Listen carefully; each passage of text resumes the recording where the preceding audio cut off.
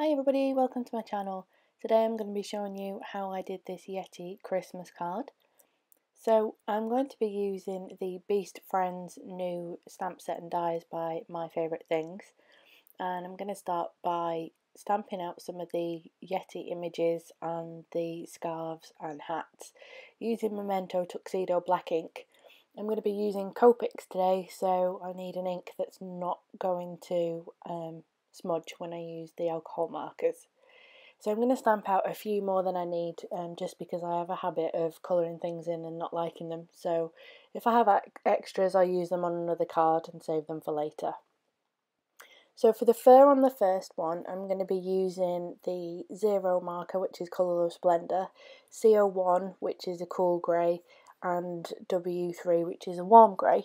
And I'm just going to use a feathering technique to make it look a little bit furry. For the second Yeti, I used 0, W3 and W5, and then for the face I used E000, E30 and E42, but I will link a list to all the colours that I use for the whole card on my blog and in the description below. So I'm going to put some music on and let you watch me colour.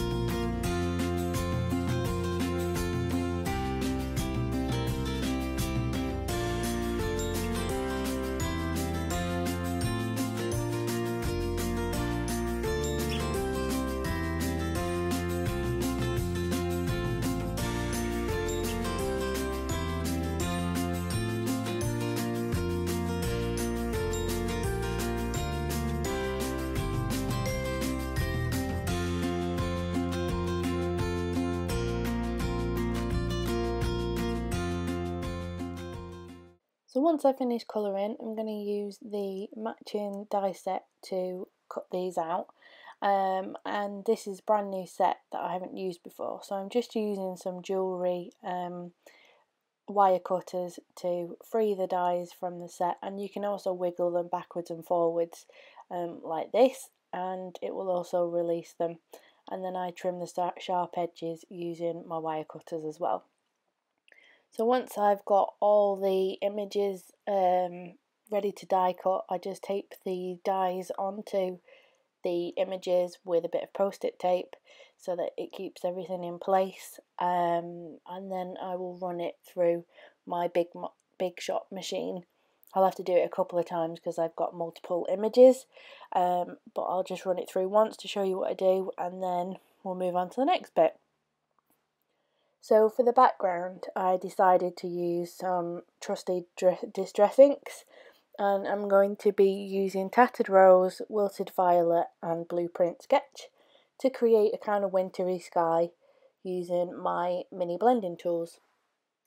So for this one, I'm going to start with the Tattered Rose and build it up to the Blueprint Sketch. So I want it going from light to dark. And I'm not going to start at the very bottom of the card because I am going to put some hillside borders at the bottom. So I'm going to start from about a third of a way up and start to blend out. I'm going to sped this up a lot because it did take quite a bit of time, excuse me, to keep blending and get it as smooth as I could. And I'm also doing this on Nina Solar White cardstock, so it's got quite a smooth finish.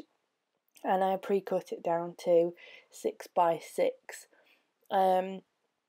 So yeah, it takes a bit of work, but I think, and practice, but you can generally just keep going backwards and forwards over colours, and eventually they will blend into what you need. So once I've blended this to how I want it, I've recently purchased the Simon Says Stamp Falling Snow stencil, which you can see here has a different range of sizes of circles to create a falling snow effect. So I'm just positioning where I think this would look good, and I'm going to use some temporary adhesive to stick it to my surface so it doesn't move around while I'm putting the snow in place. And I'll adhere the stencil down where I want with some post-it tape again so it doesn't keep moving around, and it's not going to tear the paper either when I remove it later. So for this I'm going to use a larger blending tool with some Simon Says Stamp white pigment ink, and because it's pigment ink it sits really well on top of that distress ink and gives a really nice white finish. It does take a while to dry, but I hit it with my heat tool just to give it a little bit of a head start in drying time, but I also put it aside while I was doing some other bits and pieces. So it's really easy just to keep blending this and put some layers over to make it as white as you want. I occasionally just lift that stencil up a little bit to work out if it's ready and how I want it. So when you peel it back you can see some really nice snowy images on that sky to give it a nice wintry finish. I also thought that I would show you how I clean this off. So I take a couple of baby wipes and run it over the top and on the back as well. And obviously make sure you wipe your surface down, and then I just dry it off with a kitchen towel and pop it back in its sleeve and it's ready for next time. So for the borders at the bottom I'm going to use the Lawn Fawn Forest die and one of the stitched border dies from Lawn Fawn as well. I just wanted a few more trees and a wintry feel to this one, so I chose the forest background, and again I've cut these from Nina Solar White cardstock as well. So once I've cut the dies out, I'm just going to use my Fiskars trimmer to trim this down and position it on the card as to where I think I want it to go to make sure I've got the right sizes. And then you'll see me, I'm just checking that they're the right height. I do need to trim some off the edge, but I do that later off camera. So I have all my elements of the card cut out and ready to go. So I'm just checking that everything fits and having a kind of a play around. I tend to do this before I stick everything down, just to work out where I think things should go, what looks best in different positions. So I'll try this 2 or 3 times to work out the best kind of scene for the card. So I felt like something was missing, and Christmas cards should have a bit of glitter on them. So I'm adding some diamond sprinkles by Cosmic Shimmer and using some multi-matte medium to add some glue onto this, and I'm just going to add a bit of shimmer onto the top of those hillside borders. Now unfortunately my camera at this point decided it wasn't going to work properly, so it's missed a lot of the ending of the video out. But I do this to both of the hillside borders, and I just press it in with my fingers to make sure it sticks before I then put everything together. So once I've put the glitter onto both of the hillside borders, I then start to put the card together, and again this is where my camera decided it wasn't going to work. So I put some double-sided sticky tape onto the sky, and it also missed out the embossing part that I did for the sentiment. I used the Merry Messages by Lawn Fawn and used the Ranger Liquid Platinum to emboss it onto the top, and then it missed the end where I put everything together using dimensional foam tape and multi-matte medium adhesive. So this is what the card ended up looking like. Sorry that it cut the ending of the video off, it's just an unfortunate technical glitch.